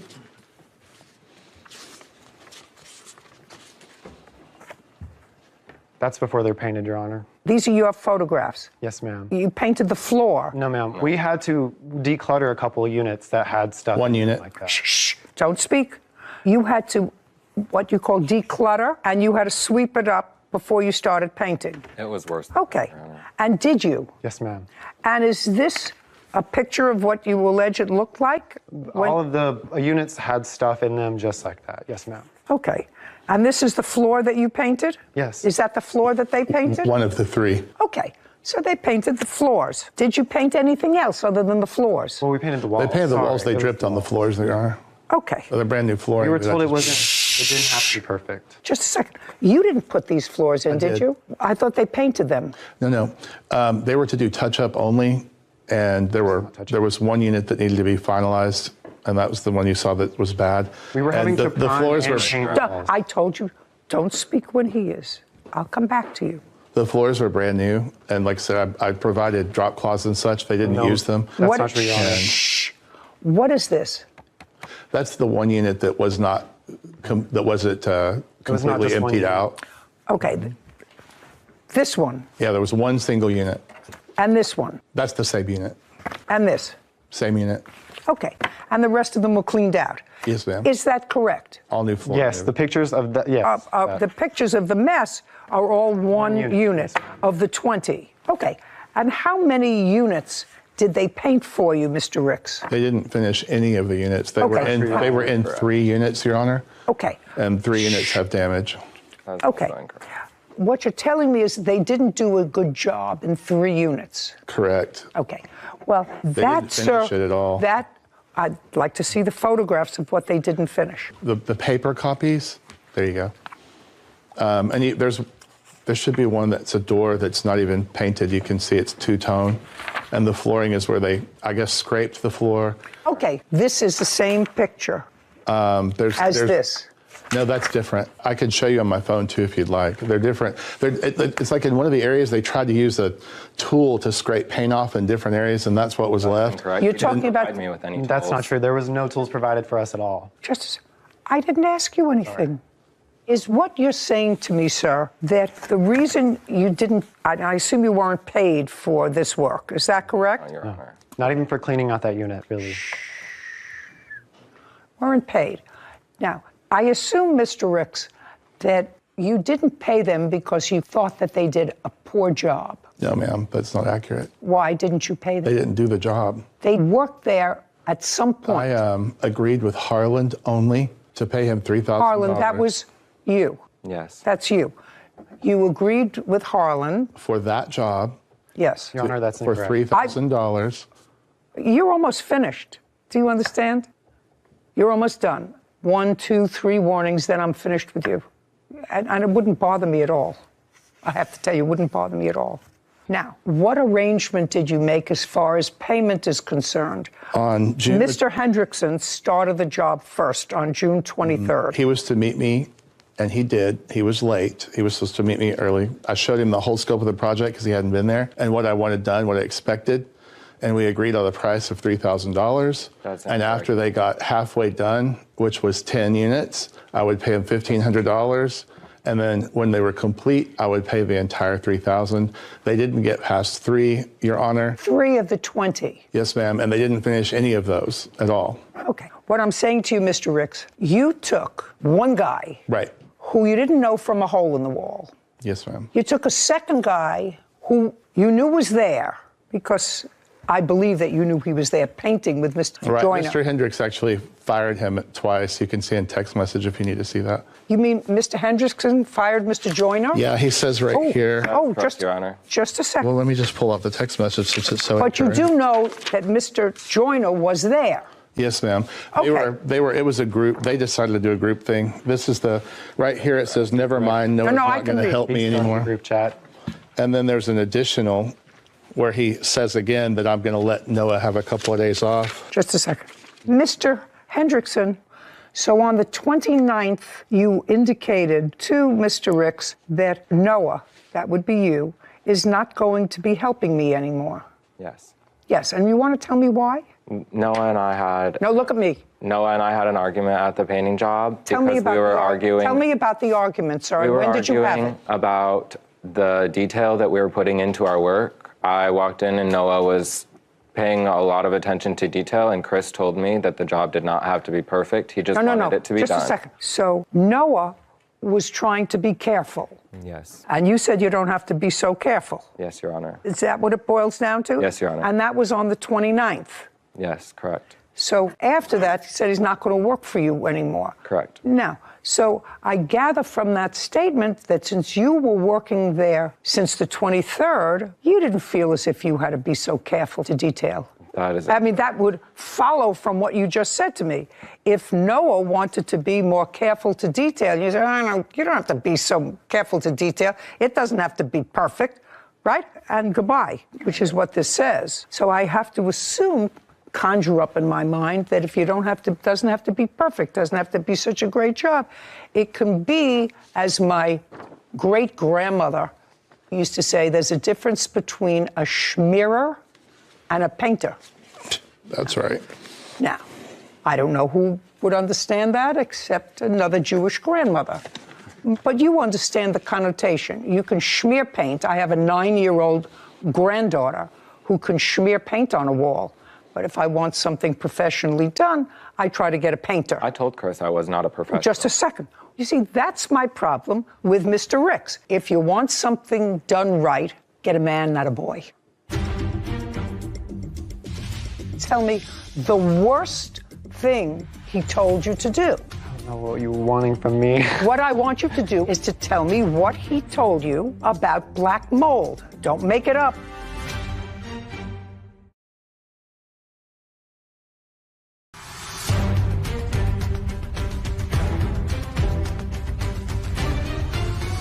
Defendant Christopher Ricks claims Noah Joyner and Harlan Hendrickson slandered his business on social media. Noah and Harlan say they were not paid for painting Christopher's apartment complex. Now, if I wanted somebody to work on one of my cars, I would not get somebody off the street who was selling popcorn at a concession stand and say to them, by the way, my car over there needs a new battery. Now, would I take my car back to the same dealership? Maybe not, because they're very expensive. But would I find somebody who at least had a referral, a recommendation? I have a 20-unit apartment complex that was empty. You want to use it as a business. You don't hire 2 schmearers to go and take care of your property. But you have to, if you didn't like their work, fire them. And if their work was not complete and only 3 units were touched, which I don't think that they argue with. So far, that's correct, Mr. Hendrickson? That is incorrect. How many units did you 5. paint? 5. And I actually painted 7, but I didn't complete the last 2. I just did the trim in it. So you completed 5 units out of 20. Yes. I'm giving him the benefit of the doubt. And you agreed to $3,000. That's incorrect, Your Honor. How much? We did not have a meeting to talk about a payment until the 29th, and that was actually part of the reason that him and I were arguing. Chris and I and Noah met at a coffee shop, and we spoke about how much we would be getting paid. We agreed on a $3,000 price for the end of the month of July because Christopher was supposed to be going on a vacation until July 20th. So the $3,000 was mentioned. It was mentioned, and then he told me and Noah, Chris told me and Noah that on the 30th, he would pay us half of what he was going to be paying us. Just a second. You were hired to paint 20 units. Yes, Your Honor. You painted 5, which is 1/4 of the $3,000. Let's say those apartments were complete, not satisfactorily to him, but now you both agree that the $3,000 price was mentioned for the 20 units. Yes. It would be $750 if they did 5 units. That's all, $750. That would be $750 if you completed only a quarter of them. Okay. Did you pay them any money for painting, yes or no? No. Okay, good. So best case scenario for the painting is $750. And I haven't gotten to his counterclaim yet, but you have one more claim. And your claim is that Mr. Ricks vandalized your car by throwing paint on it. Sure. Tell me when that happened. We woke up July 20th, 2020. 7:20. Where did you wake up? At our house, our apartment. Hot Springs, Okay, Arkansas. tell me what happened. I woke up to my car being splattered with the same color paint that we were using in his apartments. Okay, so your car had paint on it when you woke up. Did you see anybody do it? No, ma'am. Just let me take a look at the photograph.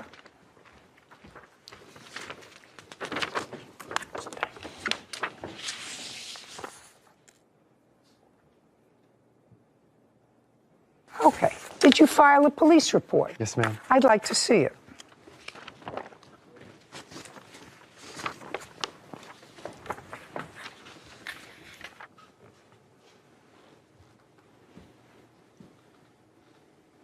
Okay, so no one saw this, but you say that there is a video that you have. I assume, Mr. Ricks, unless you want to tell me that you did, in fact, throw paint primer on his car. I absolutely did not. Okay, and you did not see anybody throw paint primer on the car. But you say there was a video. Noah stated that he has video from his apartment complex pointing right at Noah's vehicle. I think the police put that in there because they had interviewed. So there is no video? No, ma'am. And you did not witness this? No, ma'am. And other than thinking that this paint primer was a result of actions and retaliation for something that you did, do you have any witness that saw him do that? No, ma'am. I have to see proof that the defendant had anything to do with this car. Yes, ma'am.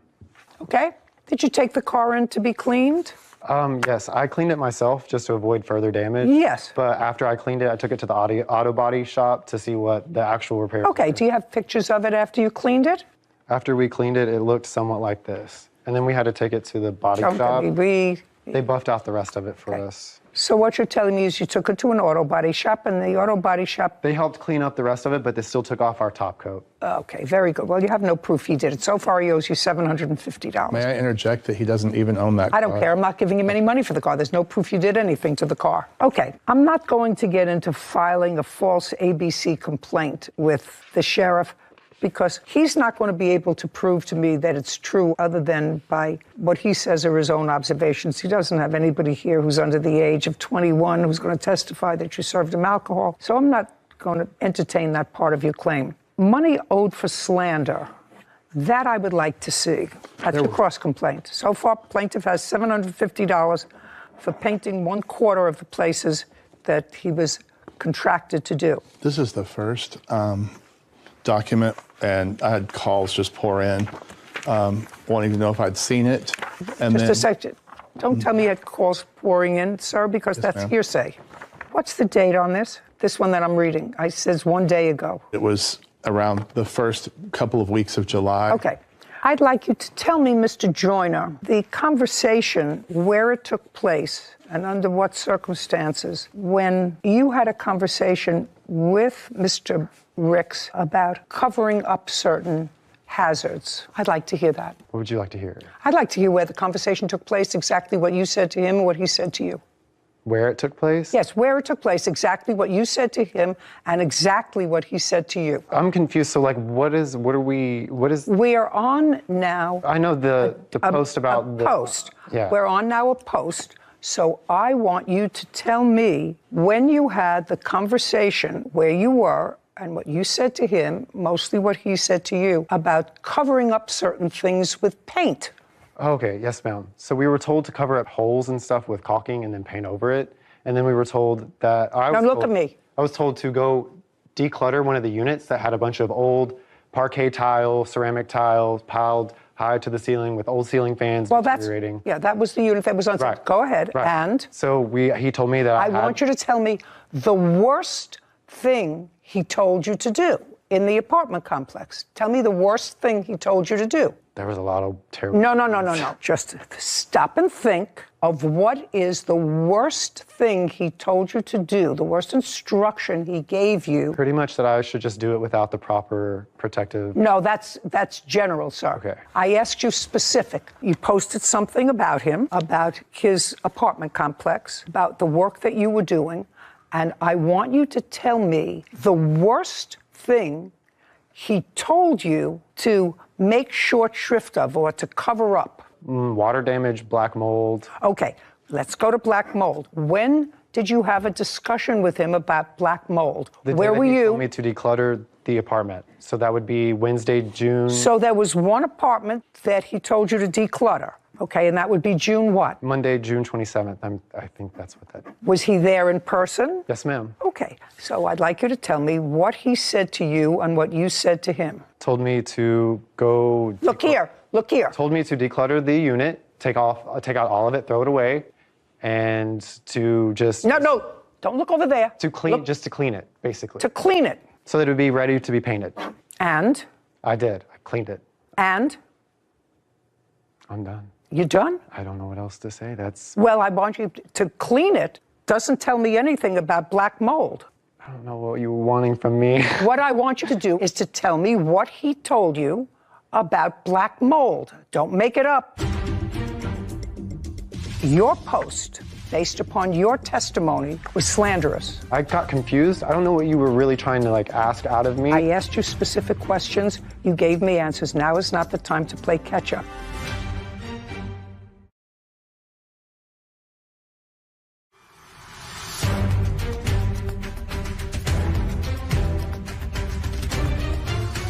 Defendant Christopher Ricks claims Noah Joyner and Harlan Hendrickson slandered his business on social media.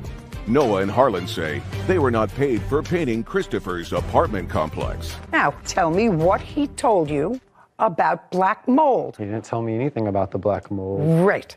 And what did he tell you about rat feces? Didn't tell me anything about rat feces. I handled all that stuff without Shh. Then you did that all yourself. Well, in this posting you said, Chris, that would be you, wanted us to paint over chips, possible, dust, maybe, mold, never. He never told you that. That's what you just told me. Black mold, rat feces, and urine. He never told you to cover up those things. You may have done it, but according to you, he just said, clean it. He had told me to cover up the mold that was in I the don't utility believe that. faucets of the apartment. Oh, I don't believe that. In a second. That's Mr. Joyner. Yeah, it was Mr. No, Joyner, this is but Mr. Joyner's trying to communicate post. together. And he never told him anything. According to him, he said, just clean it. You have the second post? That one was taken down, and this is the second post that he reposted, and then his account got blocked because they don't allow that type of behavior. This is the next one, and this is where he claimed to be a bartender on Facebook, and he just took it down recently. It's been up there for months, and I never hired him for a bartender. That's all right. I don't care. That's not important. Okay. What I'm concerned about is what he says that you told him to do, which you did not. Right. He acknowledges you did not. Now, you have no witnesses here. I was going to bring one person, and she's got COVID. Shoulda, woulda, coulda. You have yes, no I have witnesses no one. here. I have no one, Your Honor. Very good. Okay. I find that the things that you posted are slanderous with regard to what he instructed you to do, Mr. Joyner. You were the posting person as far as covering up black mold, feces, and urine, and therefore to beware of Rick's Realty. Your post, based upon your testimony, was slanderous because he never told you that. So... but you never really cleared that. I'm sorry. You never really cleared it up. I got confused. I don't know what you were really trying to ask out of me. Yeah, just a second. It was I don't care told what... to me that I needed to take care of all that stuff and throw it away. Yes, ma'am. It was told to me that. That's why I posted. It was a warning as to so no one else would have to deal with that same stuff. Very good. Very good. I'm ruling now. So now it's my time. I asked you specific questions. You gave me answers. Now is not the time to play catch up. I find that by posting that he instructed you to cover up black mold, people responded to actually, and rat feces, I don't know how you cover rat feces and urine with paint, and to stay away from his place of business without cause, because what you told me was, he told me to clean it up, that's slanderous. And so on the counterclaim that he has for slander, I am awarding him $2,750. That's a net to him of $2,000 because your claim of $750 for wages is absorbed by his counterclaim. So on your claim, you get zero, zippity-doo-dah. I'm awarding him $2,000 for slander. We're done here. Thank you very much. What about the damages, we Your are Honor? Finished. Hire a professional, Mr. Riggs. You want a schmearer, that's what you get. This court is adjourned. Regardless of terminology and how things got messed up, why would you expect someone to clean up rat feces, all of this stuff, and do it for free? It's clear no good deed goes unpunished. I tried to help those kids. Don't understand any of this, really. Well, they were trying to extort money from me and not do work and be lazy and just get paid for work they didn't do. We're trying to move on. We're going to move on. You kind of try to give people chances when they're down on their luck. I've always been a philanthropist to try to help people out, and sometimes you get burned. First of all, if you're an employee and you're working either by the hour or by the day, you're not a weekly employee or bi-weekly salaried employee, you're supposed to keep track of the hours where you work, especially if you want to, if there is a potential of suing later for them. As the plaintiff, that is your burden. I was interested to see that you were willing to take that information from the defendant, because if it were me, if the plaintiff didn't have it, that's not the defendant's burden to prove the plaintiff's case. So I knew you did it to sort of round out the sides of the case, but I think that if you as the plaintiff want to come here and ask the court for money, you better have your ducks in a row. And well, that's true. That was true. That was probably an error for me. Not that he got anything, but we got where we needed to go. We got where we needed to go, but that's true. It's not the defendant's burden. Yeah. Although the defendant acknowledged that he worked for him. He did. Very forthcoming and honest. So, but that again played better for the defendant, as we saw in the ruling, that he was professional. You're supposed to have your ducks in a row. Yes, and as a plaintiff, you don't get any money if you can't even keep track of the hours that you work. The second thing is that the call to alcohol and beverage, if you feel as if you're doing a public service by reporting behavior that you think could be potentially dangerous, I support that. Mm-hmm. But if you're doing it as a retaliatory act and you don't do it immediately, it's like reporting suspected child abuse. Mm-hmm. If you see a child being abused or neglected and you do nothing and wait a month until you have a fight with the person who is the abuser, that creates a suspicion that it's vindictive and there's a motive to lie. Of course. Because it wasn't done immediately. And they sought another job from the same man after reporting him. Right. To the defendant's detriment, in my eyes, is if you have a big apartment complex and you have guys who were in the jewelry business and didn't make it, then came to work for you in your theater and really weren't very good at that either, then I wouldn't hire them to house paint. Yeah. That actually requires a skill. Without any credentials. So I think that you have to be careful if you have a valuable piece of real estate. Agreed. Anyway, he can't slander him, and he did. I think it all worked out how it was supposed to. I hope so. Bobby Gonzalez is suing his neighbors, John and Heather Gilbert, for truck damage. Court come to order. All rise. Have a seat, please. Hello, Judge. Case 2095, Gonzalez versus Gilbert. Thank you. You're welcome. Mr. Gonzalez. Yes, ma'am. You're seeking substantial amount of money to refurbish your car after it was hit by the defendant's car while your car was parked. Yes, ma'am. The defendants are seeking the same amount of money because they say that despite the fact that one of them did in fact hit your parked car, it was your fault. That's your defense. Yes, ma'am. Okay, Yes, ma'am. Who was driving? I was driving. Okay. Mr. Gilbert, on what date did this incident happen? February 3rd. What time? About 5:30 in the morning. Who was in the car with you? Nobody. I was by myself.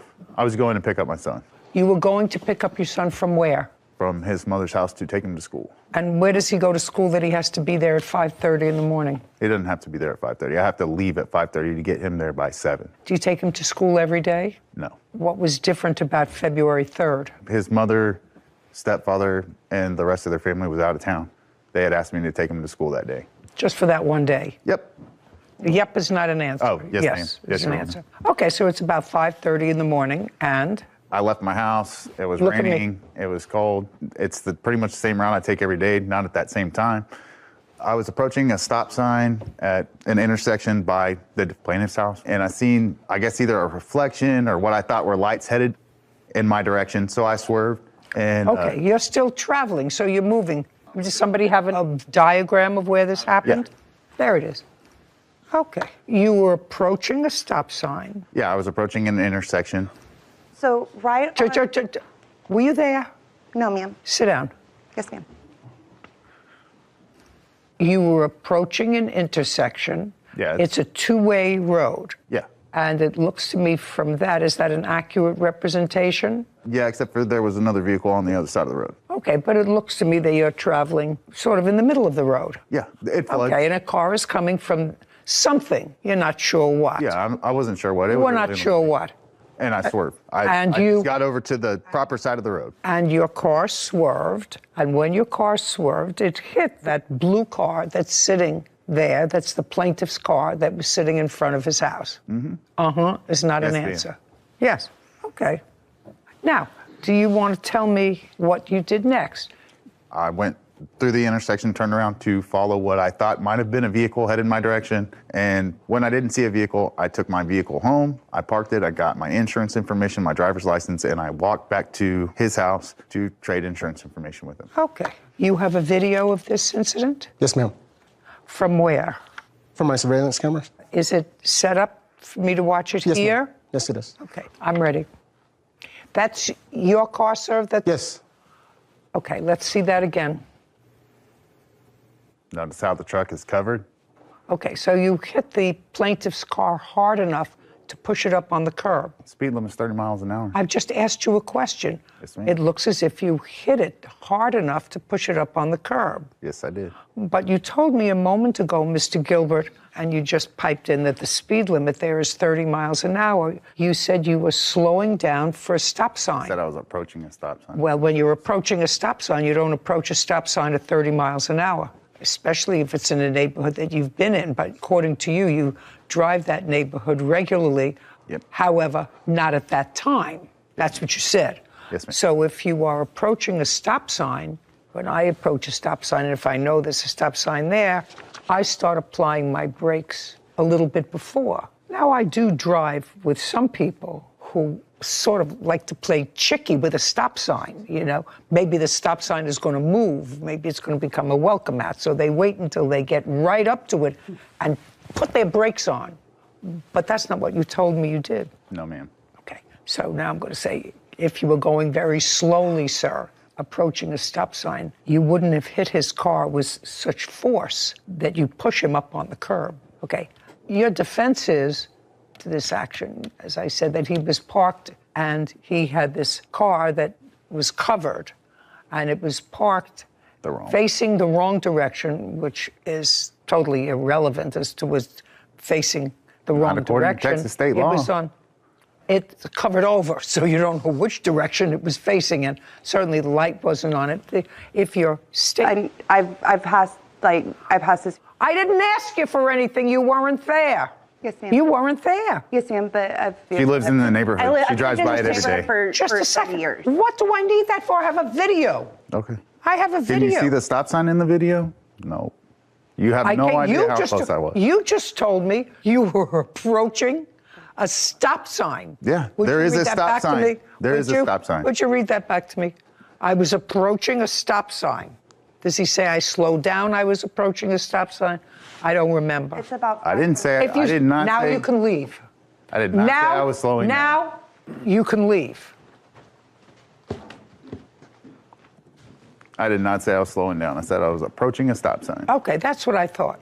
But that's why we have Whitney. Let's see. He says he was approaching a stop sign at an intersection by the plaintiff's house, and I can see either a reflection or what I see lights headed in my direction, so Okay, I now swerve. I would like to see that video again one more time. I would like to see if I see something coming towards you. Actually, I don't see another vehicle coming towards you. Is that a truck parked there? It's a food truck behind it. it's like catty corner to his vehicle. There's a food trailer there that had all of the light, like right. A food truck on the other side of the street. Yes, ma'am. A food truck that you could see, but that's parked. Well, I assume since there was no actual lights coming, I assume maybe that's what light reflected off of. You don't assume anything. All you know is you saw something that made you swerve. Yes, ma'am. Whether it was there or not there. So am I getting the fact that your total defense is based on the fact that his car shouldn't have been parked there? Yes, ma'am. Or covered. Yeah, well, but that's a finable offense, Mr. Gilbert. That's a finable offense. If it doesn't cause an accident. No, I don't think it caused the accident. You caused the accident. How did you I cause caused the accident. This is an inert object. According to my HOA guidelines, that vehicle is supposed to be in his garage. According to Texas state law, it's not supposed to be on the road. And I'm going to tell you, I absolutely agree with you that that's a finable offense if his car is parked. So you're trying to interrupt me. Okay. That it's a finable offense. The question is his car being parked illegally the proximate cause of this accident? That's the question. Would that be a fair? It is. I didn't ask you a question unless you went to law school. Huh? No, unless you went to law school. Am I in the realm? You're closer than that, was Palsgraf versus Long Island Railroad. His car may have been parked in the wrong spot. Yeah. If you had somebody that left a baby carriage with a baby on the street, which is certainly against the law and would be a neglectful act on the part of the parent, and if you happen to swerve up to avoid something and hit that baby carriage, you can't say that baby carriage is the cause of the accident. No, you're the cause of the accident. No, the owner of the baby carriage is. No, you are. No, they are. So how am I responsible for their baby carriage? Because your car is moving, sir, and if you're approaching a stop sign, you're not supposed to be going. If the vehicle wasn't covered, you could see the reflectors that are on it. That's what they're there for. Reflectors on what? Reflectors on the truck that's covered. They have headlights, turn signals, everything that's reflective that you could see. There was no reflectors or signals for me to see to know it was there. You would have hit it whether it was covered or not. Of course. Very good. May I please see the... That's horse. I wouldn't have hit it could I seen it. Kevin, I want to see what he's got as far as work for the car. Okay, so this is clearly a project car, sir. Yes, ma'am. Yeah, it's people. It don't run.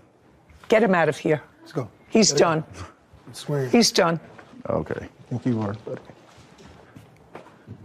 Oh, that makes my life so much easier. And later today. You wanted to go. There was no reason why you couldn't. That's why you drive a motorcycle, because you can get into tight places and you can go. But you look like an intelligent young woman. Thank you, Your Honor. Don't take chances. That was a chance. It could have been a lot worse.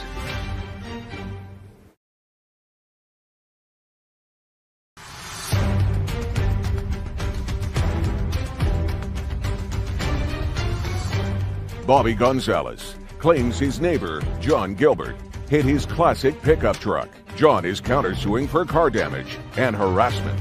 By the way, both the defendant and his wife have a counterclaim. Their counterclaim is for damages to their car and for harassment. Well, since neither one of them can keep control of themselves, the counterclaim is dismissed. I'm looking at this truck, Mr. Gonzalez. When did you purchase it, sir, and from whom? In October of last year. I purchased it online. Do you have the bill of sale from when you purchased it? I don't have the bill of sale, but on the paperwork, I have the post on Facebook on how much I paid for it. It was for $8,000. Okay. I also have an appraisal on there as well. I see the appraisal, but I don't have what it's going to take to fix the spot where he damaged the car. He damaged the car in this whole side end. Yes. I mean, he's not going to give you a classic car. Well, I know. That's not going to happen. I know. Okay. That's not going to happen. And certainly, you do understand that I'm not awarding you anything close, even though they're two obnoxious people, anything close to $10,000. You do understand that, Mr. Gonzalez. You're going to have to get this car fixed right now. I'm looking. Where is a invoice for either the work you had done or an estimate to fix that part of the car that he injured? I cannot give that to you because then I don't have it, the vehicle is a classic. It's very hard to find that type of vehicle Well, then what you're asking me is to guess, sir.